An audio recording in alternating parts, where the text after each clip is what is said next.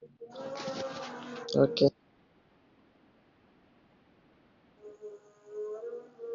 oke. Saya jadi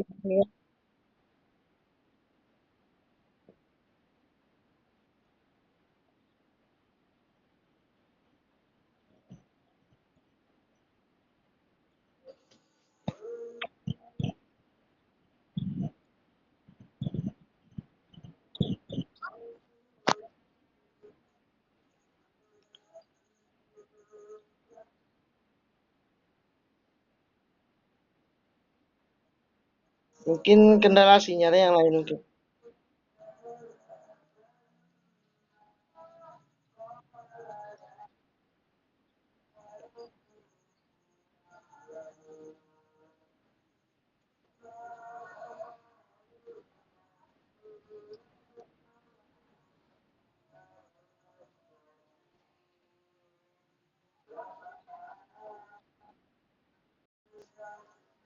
Baik, Bismillahirrahmanirrahim. Assalamualaikum warahmatullahi wabarakatuh.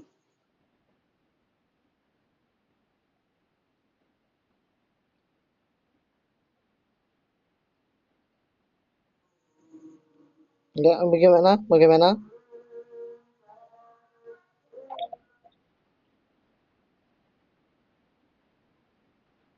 Oke. Ayo, ayo, tolong dibuka kameranya teman-teman. Biar tugas kita lancar.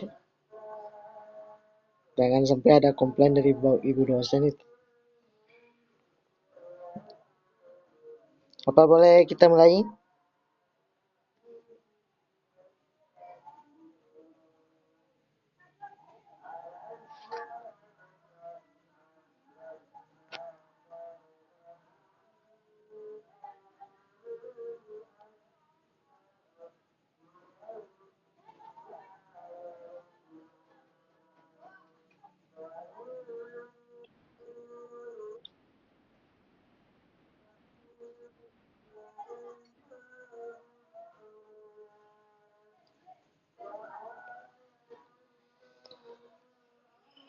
Udah? Oke. Halo anak-anak, apa kabarnya pada hari ini? Apakah baik atau gimana? Silakan lambaikan tangan dulu bahwa kalau Anda hadir hari ini. Hai. Oke. Bismillahirrahmanirrahim. Assalamualaikum warahmatullahi wabarakatuh.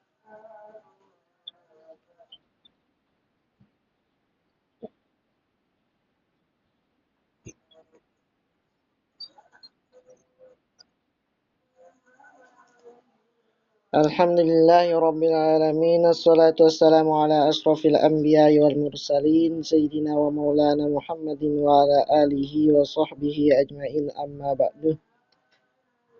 Baik, kita awali kegiatan belajar kita pada pagi hari ini dengan materi tentang lingkungan. Apa sih yang dimaksud dengan lingkungan?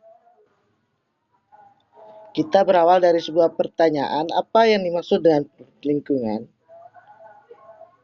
Lingkungan terdiri, sebelum saya lari ke pengertian apa itu lingkungan, kira-kira dari anak-anak ada yang bisa menyebutkan berapa contoh tentang lingkungan?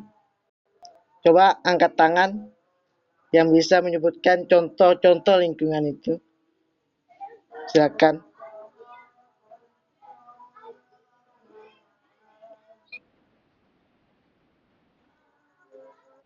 Coba sebutkan contoh bentuk lingkungan, lingkungan entah itu lingkungan buatan ataupun lingkungan yang alami.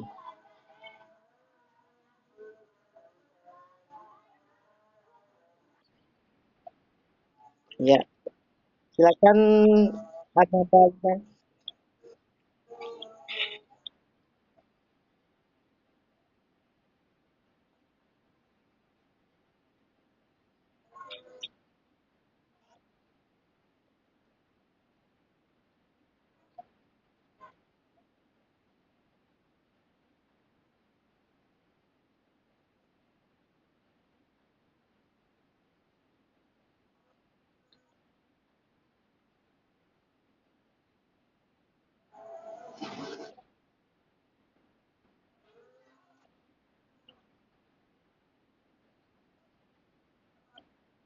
Oke, terima kasih Ananda Lina. Mungkin ada tambahan dari anak-anak yang lain?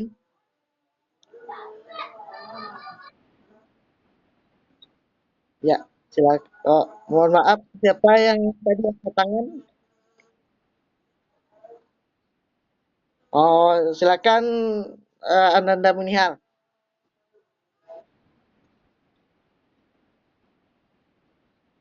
Ya, silakan, silakan.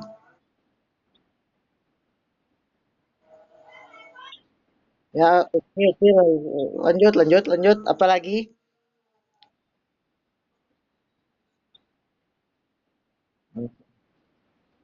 Ya, ya. Terima kasih. Baik, lingkungan itu terdiri dari dua komponen. Dari dua komponen bahasa bahasa gaulnya lebih dua komponen. Yang pertama ada yang terdiri dari unsur abiotik dengan biotik. Apa aja sih unsur abiotiknya itu? Abiotik itu artinya tidak hidup. Jadi terdiri dari udara, kelembapan tanah, kelembapan udara, air, cahaya matahari, suhu dan iklim itu bagian dari lingkungan yang sifatnya abiotik. Sedangkan yang biotik ada bakteri, ada jamur, ada manusia, ada hewan, dan juga ada tumbuhan. Jadi kita makhluk yang dianugerahkan oleh Tuhan Yang Maha Kuasa, yang diberikan suatu yang namanya akal, ada amanah bagi kita manusia untuk menjaga lingkungan sekitar kita, baik itu lingkungan di gunung, baik itu danau, bahkan sawah, rumah, ataupun laut. Tidak boleh kita cemari ya anak-anak. Karena apa? Kalau kita cemari lingkungan kita atau kita melakukan kerusakan, maka yang mendapatkan akibat negatif dari eh, kegiatan yang kita lakukan itu adalah kita sendiri. Contohnya, jangan menebang hutan. Ketika kita menebang hutan, akan mengakibatkan pertama tanah longsor, kemudian banjir. Kalau tanah longsor, banjir, bahkan satwa-satwa pun juga akan masuk ke lingkungan kita, ke lingkungan permukiman kita.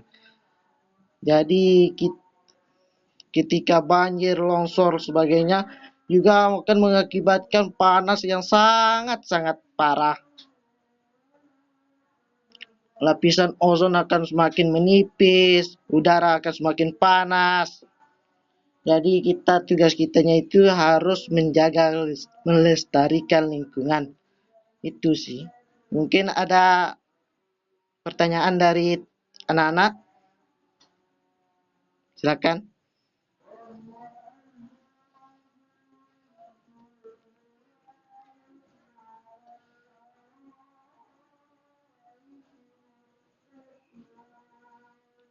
Mungkin ada pertanyaan?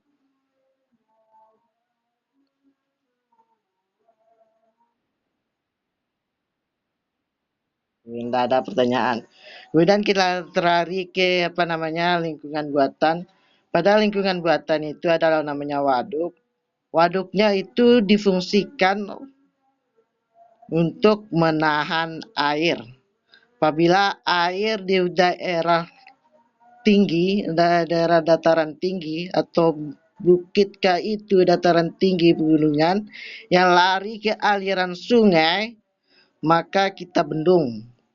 Apa tujuannya dibendung itu ada agar dapat dimanfaatkan oleh orang-orang yang berada di aliran sungai tersebut, baik itu di hilir maupun di hulu. Dengan adanya air itu dibendung dapat digunakan oleh masyarakat untuk kegiatan pertanian, kegiatan MCK, dan dengan meningkatkan dibendungnya sungai itu akan digunakan oleh masyarakat untuk kegiatan pertanian, terutamanya pertanian. Pertama itu baik itu pertanian padi maupun perkebunan maupun hortikultura dalam istilah istilah orang-orang pertanian itu. Jadi ketika itu akan ada aspek ekonomi juga ya, jika air itu banyak akan memudahkan transportasi mungkin dari contohnya contohnya bendungan Batu Bulan itu sangat-sangat bermanfaat untuk orang-orang yang di sekitarnya, yang melalui daerah aliran sungai Moyo, Moyo Hulu, Moyo Hulu, Moyo Hilir dan Moyo Utara sangat-sangat bermanfaat untuk kami. Itu salah satu bentuk lingkungan buatan. Kemudian lingkungan alaminya sudah saya jelaskan tadi. Jadi mata pencariannya biasanya orang pegunungan itu, kita lari ke topik pegunungan. Biasanya selain ada umumnya itu pertanian bidang perkebunan, kemudian ada juga mungkin ada peternakan dan ada juga apa namanya kegiatan industri di beberapa tempat, khususnya kita berbicara tentang Kabupaten Sumbawa. Mungkin ada pertanyaan, silakan.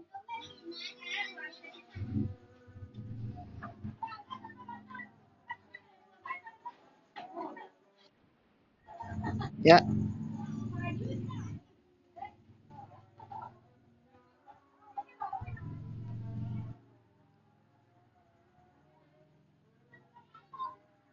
silakan.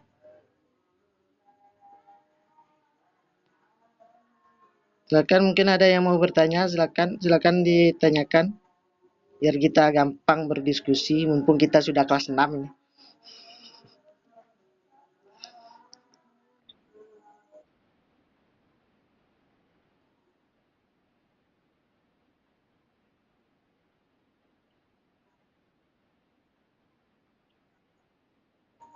Oh, lingkungan buatan seperti yang Pak Guru sudah jelaskan sebelumnya. Baik, saya jelaskan ulang. Lingkungan buatan itu ada namanya waduk, ada yang namanya dam, ada juga persawahan, eh, pelabuhan termasuk itu lingkungan buatan.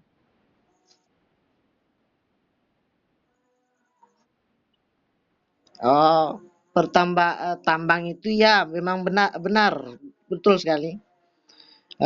Walaupun ada dampak negatif, ada dampak positif. Dampak positifnya itu meningkatkan roda perekonomian di daerah sekitarnya, contohnya ada di Kabupaten Sumbawa Barat, di kalau kita berbicara di lingkup NTB. Kemudian persawahan itu ya kegiatannya bertani, biasanya berada di dekat sungai ataupun dekat danau. Itu manfaat. Kemudian pelabuhan itu biasanya digunakan oleh pelabuhan itu adalah tempat menyandarnya kapal, salah satu bentuk transportasi laut yang menghubungkan seluruh seluruh wilayah di Indonesia. Dengan adanya pelabuhan akan dapat meningkatkan beberapa meningkatkan taraf ekonomi di penduduk sekitar. Contohnya kita di Kabupaten ada pelabuhan di Kabupaten Sumbawa Barat, ada juga di Kabupaten Bima, kemudian ada di Kabupaten Lombok Timur dan juga Kabupaten Kabupaten Lombok Barat sebagai penghubung jalur pelayaran di dalam negeri. Udah kalau lingkungan yang alami ada yang namanya selat. Selat itu adalah lautan yang diapit oleh dua daratan atau lebih. Contoh selat yang ada di Indonesia yang amat sangat menjadi jalur yang sangat urgen apabila terjadi pembajakan atau lain sebagainya, ada namanya Selat Malaka. Selat Malaka itu berada di area tiga negara, yaitu Malaysia, Singapura, dan juga Indonesia. Kemudian ada Selat Lombok yang mengapit, jadi yang berada di antara Pulau Bali dan juga Pulau Lombok. Kemudian ada Selat Alas yang berada di Pulau Sumbawa di antara Pulau Sumbawa dan Pulau Lombok. Tentunya itu adalah sebuah jalur pelayaran yang menghubungkan seluruh pulau yang ada di negara kita Indonesia.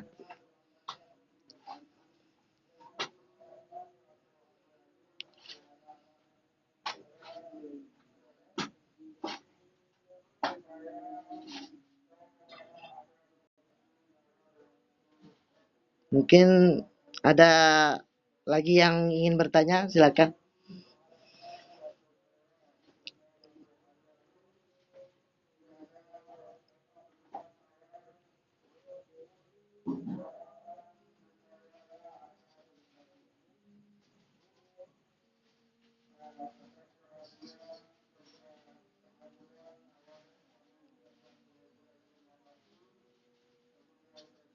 Anda Nova, Anda Nova dengar Pak Guru? Ah, boleh boleh Pak Guru minta jelaskan ulang untuk teman-teman, mungkin ada yang belum dengar yang lain.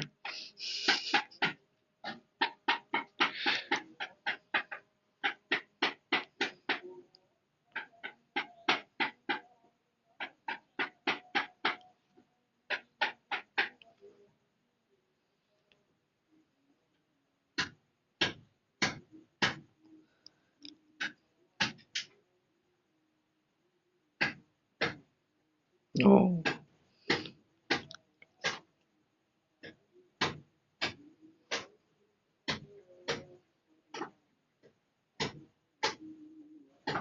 Oke, anak-anak, berhubungnya udah mau keluar main ya.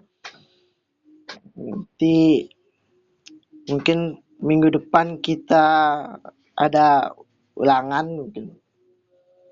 Karena ini pertemuan terakhir,